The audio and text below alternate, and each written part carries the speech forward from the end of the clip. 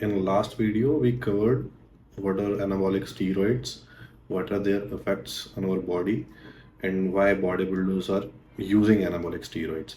So, and in this video, we will discuss about testosterone only. So, testosterone is a natural androgenic anabolic steroid.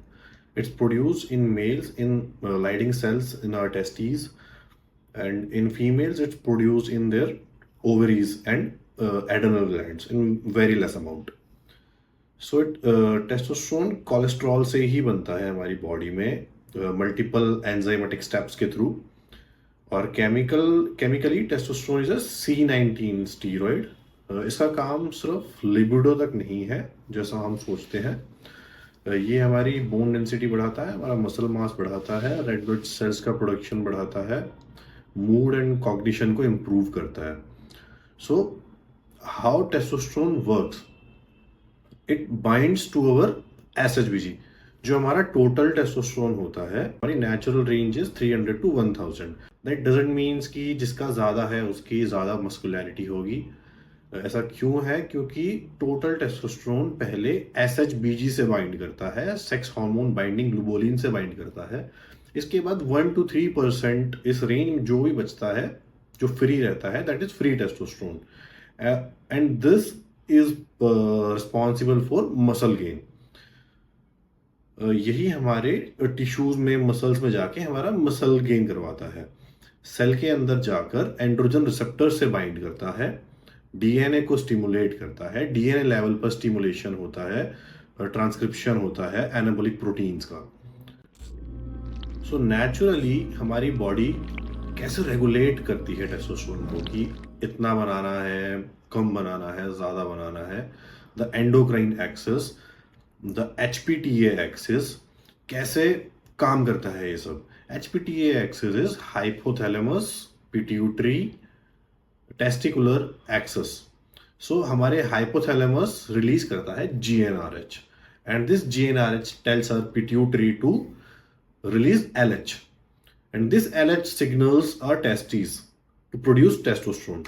तो ये LH हमारे testis को signal देता है testosterone produce करने के लिए। और जब हम बाहर से टेस्टोस्टेरोन इंजेक्ट करते हैं, एक्सोजेनस टेस्टोस्टेरोन हमारी बॉडी में एंटर करता है, ये पूरा एक्सेस सप्रेस हो जाता है। इसको कहते हैं HPTA शटडाउन। हमारे टेस्टिकुलर एट्रोफी हो सकती है, हमारे टेस्टिस श्रिंक कर सकते हैं। So what are esters? Basically जो प्योर टेस्टोस्टेरोन है उसकी half life is only 2 to 4 hours। तो ये बहुत जल्दी सारा एब्जॉर्ब हो जाएगा और बहुत जल्दी सारा यूज हो जाएगा। सो इसका जो स्पाइक बनेगा, hormonal spike, that instantly is too high and instantly it will go to low. तो इसके रिलीज को ब्लड में कंट्रोल करने के लिए हमने इसमें एस्टर्स बाइंड किए हैं।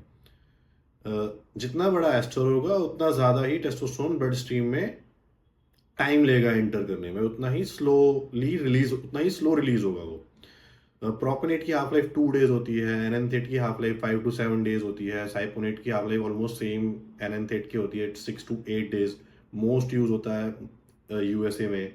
एंडेकेनेट की हाफ लाइफ 20 days होती है, बहुत स्लो रिलीज होता है। मोस्टली TRT में यूज करते हैं जिन लोगों को स्किन ब्रूजिंग या इंजेक्शन से फोबिया होता है, वो लोग ज़्यादा यूज करते हैं इसको।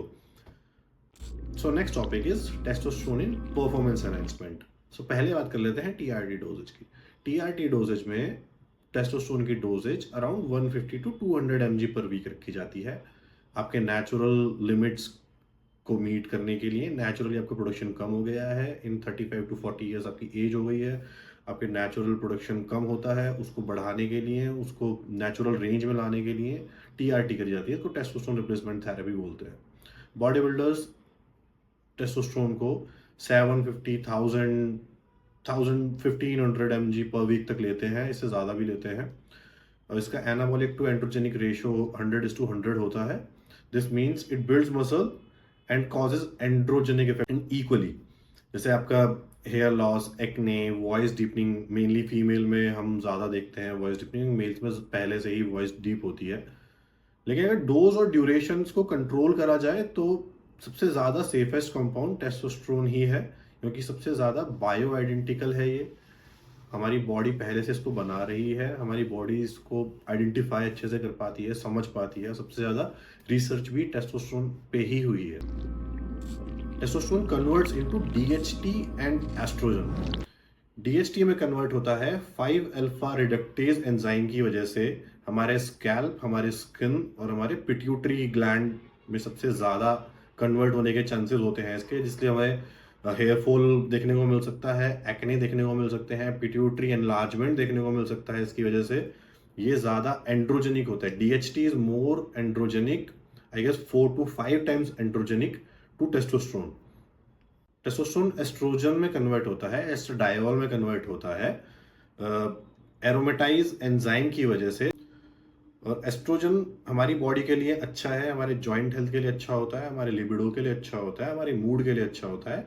बट एक सर्टेन लिमिट से ज़्यादा जब एस्ट्रोजन बनता है तो हमें उसके साइड इफेक्ट्स देखने को मिल सकते हैं। Coming to side effects, side effects depend करते हैं हमारे डोज पे, ड्यूरेशन पे, जेनेटिक्स पे।